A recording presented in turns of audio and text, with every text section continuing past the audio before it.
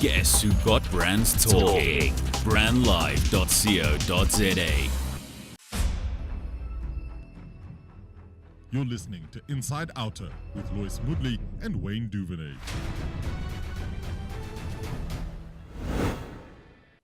Hello and welcome to this exciting show of Inside Outer. I'm Lois Moodley, Head of Communications at Outer, the organization undoing tax abuse. Today I'll be co-hosting with Outer CEO Wayne Duvenage. The lineup includes two segments. We'll be kicking it off with part one of Wayne's conversation with special guest Minister of Public Enterprises, Pravin Gordhan. Wayne sat down with the minister for an in-depth discussion that unpacked the role of civil society in the face of corruption and state capture. Following that, I'll be connecting with Ronald Chauke, Outa's portfolio manager for energy, in our progress report feature. So don't go anywhere, you're in for a cracker show. Less corruption, more accountability. Stay tuned to Inside Outer.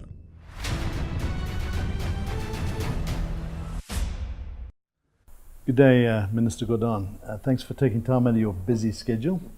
This is for our Inside Outer broadcast, and I think to start off with, last time we met sort of formally, you were being moved out by Jacob Zuma. Church Square was alive with activity. A week later, the country rose up, civil society drove an immense campaign on the back of just that bad decision by the President Zuma at the time. How did you feel about that energy that really got behind you? The nation was now fed up with that decision. Well, firstly, thank you for this privilege of interacting with yourself and your constituency as well.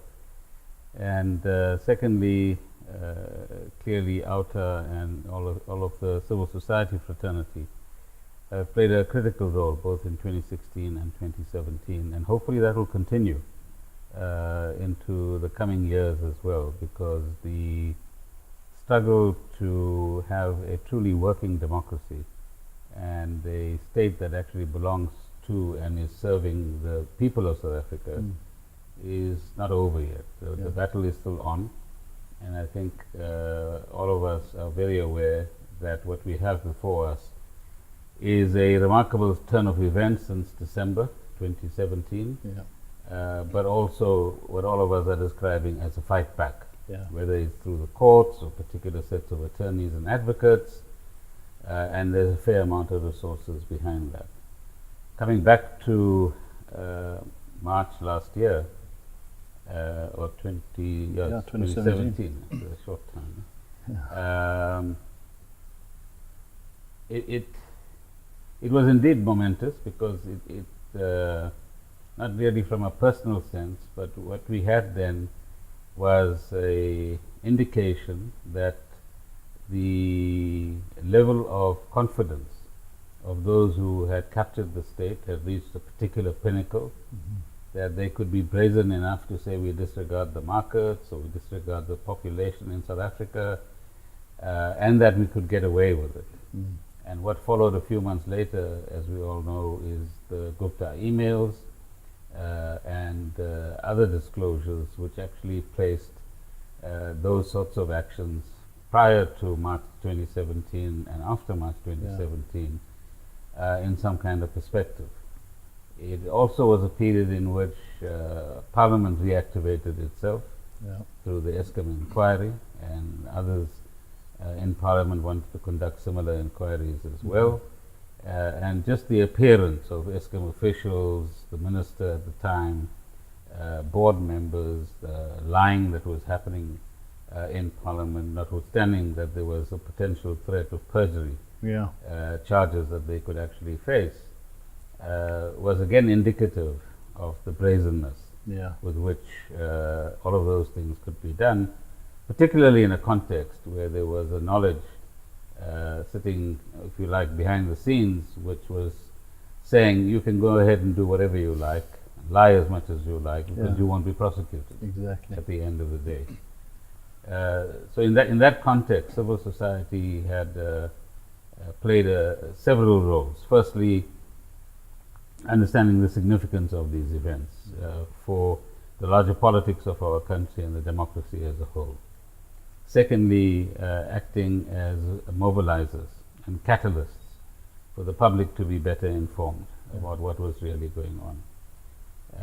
Then propagating, if you like, the connection of the dots and the work subsequently done by several academics, which produced the Betrayal of the Promise report, which gave us, if you like, a hypothesis to work with, which has now repeatedly proven itself to be reasonably correct in terms of the way in which state capture actually works. And also the creation of a unity of purpose amongst civil society organizations, which was for the benefit both of themselves in learning how to put a broad front together and being able to work with a variety of leaders from different backgrounds on the one hand, but also demonstrating to the capturers, so to speak, and the public that there could be voices outside of political parties who have as profound an interest in the working of democracy and building of a truly democratic state, in as much as political parties might have that interest as well. But let me qualify that by saying that peaks of interest and mobilization has to be matched by a level of sustenance that is provided. In other words, continuation, not necessarily at the peak level, but one of the challenges that civil society organizations have to look at is to sustain that level of activity, the level of interest amongst the public, because whilst many members of the public appear to be able to put some picture together of what is going on, I think there's a lot of work that can still be done, particularly by civil society, but by other organs as well, to explain to people what they lose as a result of the stealing that happens from the state and the kind of corrupt activities that continue even till today. Demand good governance. Join us weekly on Inside Outer.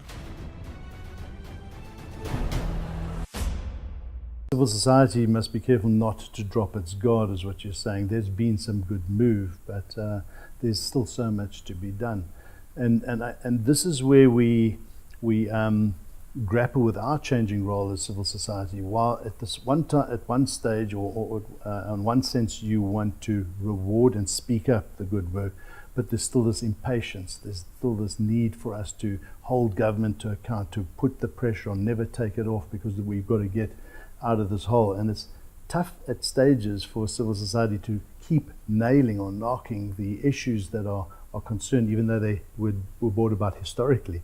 And yet you're trying to fix that. That must be quite frustrating at the same time. But do you get where civil society is coming from in that regard? No, sure. But that's something we've learnt as activists over the years, that you have peaks and troughs in any mobilizing activity, firstly. But secondly, that mobilization has to be related to an increased level of organization. So the more people become involved, the higher the possibility is that some of them will sustain the interest in a more organized form over a period of time. So there's a relationship between mobilizing people and increasing the organizational capacity of each of the entities that might be involved in this. And it's getting that relationship right and continuing with that cycle of increasing mobilization, increasing awareness and consciousness of what is really happening, creating a broader and broader understanding and a deeper understanding of what is going on. And that then informs the kind of and the quality of organizations that you actually have on the one hand. But the second challenge, as you correctly point out, is what in the old days we would have called the forms of engagement. So how do you engage with the state, or how do you engage with other organizations outside of the familiar circles that all of us might move in from time to time, and what forms of struggle do you actually initiate? By that I mean, one day it's appropriate to have a march, on another day it might be appropriate to occupy a building, on the third day it might be appropriate to go to court and litigate on a particular matter. And so the forms of engagement or the forms of struggle will change depending on the context in which one finds oneself. And I think the key is to equip more and more activists with a wider and wider set of options and an understanding of which option is best utilized in what circumstance. But there too, that's not a textbook.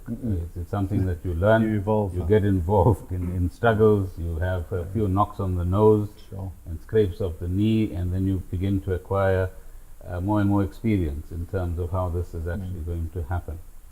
But I think there's room for civil society to, in a sense, reunify around the fight back now. Because the ground that might have been gained is ground that can very easily be lost. Because those who want to reinstate state capture with the purpose of continuing the pillage and continuing patronage politics and so on, still have enough resources in one form or another in order to at least attempt to win back some of the ground on the one hand, and secondly have enough resources to be a disruptive factor to good governance at the end of the day. We see that playing out, and almost picture a new president who we really respect with his hands tied behind his back, almost immobilized because there's an election coming up, there's politics at play in the background, and one gets this sense. But at the same time, as civil society, we get many requests from the public. What's happening? Why isn't it happening fast enough? Is this and to placate and say, we need to be guarded, we need to be measured, we need to not knee-jerk react, because as you say, we have to reinvent ourselves as civil society to be relevant all the time. One thing that was missing for so long is this call from civil society to engage with government, or for government to be engaging. And a couple of years ago, the presidency put out this anti-corruption task team, but where there was a talk shop. It's time that civil society and government walk hand in hand, so much more, because that's what it was like in the past. How do you see that playing out going forward? Because we have an absolute desire to find the solutions with government, as opposed to be on the outside, seeming like we're just throwing stones. We really want to be constructive in this. That's an important point. It takes me back to around late 98 and early 99, when President Mandela had already indicated, I'm not coming back to a second term in office. And at a number of talks, he would say that there are good people in every organization, and there are even good people in what are considered to be opposition parties. And it is the responsibility of these good people to stand up and talk with a collective voice and defend democracy and advance its interests at the end of the day. And that if they don't do that, then it's the so-called bad people who will thrive and perhaps succeed as well. So I think there's a lot of wisdom in that. So it's the good people, be it in civil society or in various political parties, or outside of that, in various other formations, who need to recognize that there is a common cause that we have to fight, and that common cause is to continue to promote a non-racial, non-sexist, democratic South Africa. Firstly. Secondly, we got to recognize that there's a new sense of urgency that needs to be applied to transforming the lives of ordinary South Africans. Absolutely. And with that transformation must come a significant transformation, some might call it radical transformation, of the economic structure of our society, because too many people, after 25 years or 24 years of democracy, still remain excluded from the benefits of participating reasonably equally in the kind of economy that we currently have and hope to build in the near future. So it's around that equation that we require the common purpose. But secondly, we also need to recognize that elections, each time they come, happen in a particular context. And depending on the context, certain political parties will resort to what are extraordinary measures in order to win support for themselves. The populist And you can see there's elements of fascist behavior, elements of populist behavior, and elements of racist behavior. Yeah. Right now, that's taking our politics and allowing it to sink fairly significantly to a level that could create, I think, many problems for us into the future. Yeah. And so again, it's a responsibility that all of us have to continually interact with the public and share perspectives with the public, which opens their eyes beyond the self-interest that they might feel or the grievance that they might feel at a particular point in time to the wider issues that are actually at play. But at the same time, you've got to have programs across the board which will ensure that people see direct benefits and impact of all of these policies and resources being mobilized, both from the private sector and the public sector.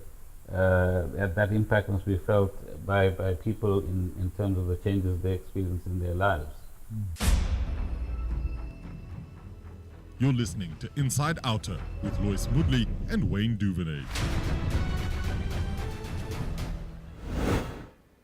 Welcome to Inside Outer's Progress Report. In this feature, we are joined by one of our portfolio managers each week to get an update of the work that they are doing, whether it be related to transport, water and environment, energy, local government, or special projects.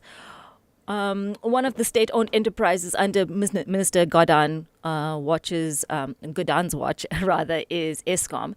And I'm chatting to our energy portfolio manager, Ronald Chauke, who's going to chat to us about the rolling blackouts and a little bit more.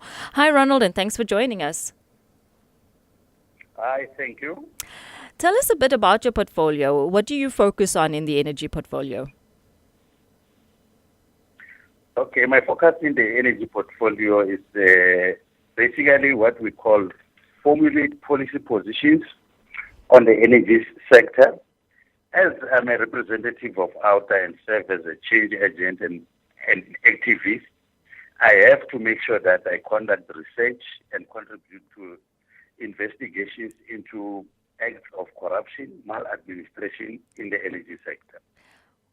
And then another thing, I have to challenge policy decisions. As you know, there are policy decisions which are irrational. For instance, when you look at the nuclear deal, which South Africa just discontinued, civil society played an instrumental role by lodging a court case against government, and then that deal was set aside by the Cape High Court. So that's how profound the role that I play within the energy sector is. I'm involved in the project where Eskom applied for 19.9% electricity price increase.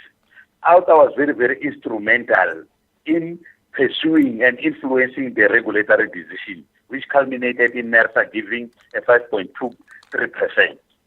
That is the role which OUTA played on behalf of the customers. However, Eskom is taking that decision to court for review, and then as a customer, what you call champion, we are going to play an active role also in that court process to ensure that Eskom is not given higher electricity tariffs that can negatively affect us through higher prices and making it unaffordable. And then the next project which I'm dealing with is what we call embedded generation. That's where people who have solar powers as well as solar rooftop systems in their houses, we are making sure that government does not over-regulate that space, meaning that people must be given free choices. So OUTA is playing a very, very influential role there in championing the interest and protecting the needs of their customers to be able to self-sufficient in their supply of electricity. And then the next one is what we call irregularities in the procurement of material for the construction projects at Ingula. In this project, OUTA is doing what we call an investigation at the present moment to reclaim the money that was unlawfully siphoned out of ESCOM. For instance, the project cost was 8.9 billion, but at completion, that project, it was at 36 billion, meaning that there was more than 26 billion cost overrun or cost escalation. So we are investigating that in order to ensure that all those who wrongfully access that money, we need to go behind them so that we can retrieve and recoup that money back. Those are some of the key projects that I'm working on at the present moment. A lot on your plate. In your opinion, and from your experience working with the policies, working with corruption, maladministration in these ESCOM, NERSA, etc., and what, in your opinion, is the reasons for load shedding? Are blackouts really the result of bad infrastructure, theft, illegal connections? What, in your opinion, is the reason? Yes, load shedding is caused by a combination of multiple factors. Wrong infrastructure configuration, of which we call, poor maintenance of the networks. Unfortunately, we also have problems with what we call illegal connections. And as you can witness now, you'll find that in other areas, especially those which are closer to informal settlement, there is high levels of electricity theft, and then that compromises the network. So as ESCOM is the supplier of particular areas or a local distributor, for instance, in Johannesburg, City Power is also supplying electricity. You'll find that they have a problem of a challenge of managing an electricity system that is incapable of meeting demand. And then when supply and demand are not in balance, there is a risk of the network problem where the system can shut down and collapse. So in order to avoid that, they have to institute what we call load shedding in order to manage the load. That is one of the critical factors. The other thing is about the issue of infrastructure. If ever infrastructure is poorly managed, it means that when they procure or buy electricity in bulk, you will find that the network which they use to distribute that electricity is incapable of handling that load. Then it can lead to trips, as well as to what we call interruptions, and as well as planned and unplanned power interruptions. Then it forces them to load shed in order to protect the system. I mean, it is concerning. We're in winter. We've had so many blackouts, or they've called it rotational load shedding, and yet consumers are forking out so much for this. I mean, what is OUTA doing?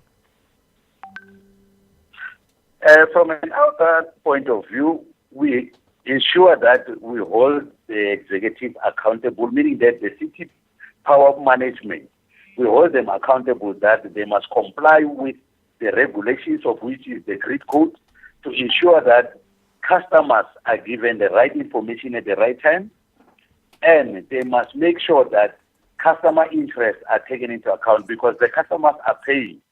Unfortunately, when they are being load shedded, it means that they are paying for services that they don't receive, of which is unfair. So as OUTA as an activist, we have to play that role of ensuring that our customers are given the right information so that they can be able to make appropriate choices and then find alternatives. That's amazing. Thank you so much for joining us, Ronald. We really are inspired by the work that you do. If you'd like to know more about Ronald's work, please visit our website, www.outa.co.za. And while you're there, please consider signing up as a supporter. We can only do as much as you, the public, allow us to.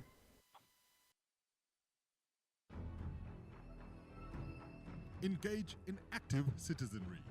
Join us weekly on Inside OUTA.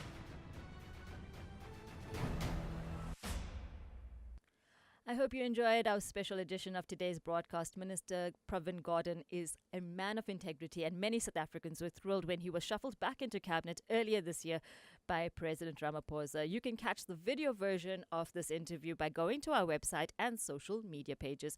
Next week, catch part 2 of the interview when Wayne asked the minister about the role of big business in combating corruption and what it is going to take to turn SOEs around. Wayne will be interviewing a number of other heavy-hitting thought leaders once a month on Inside OUTA, so watch the space for more details. Until then, stay vigilant, South Africa. Hopefully, Minister Gordhan has inspired you to stand up for what is right in our country. Thanks for listening to Inside Outer. Tune in next week when we delve deeper into undoing tax abuse. Harnessing the power of talk radio. brandlive.co.za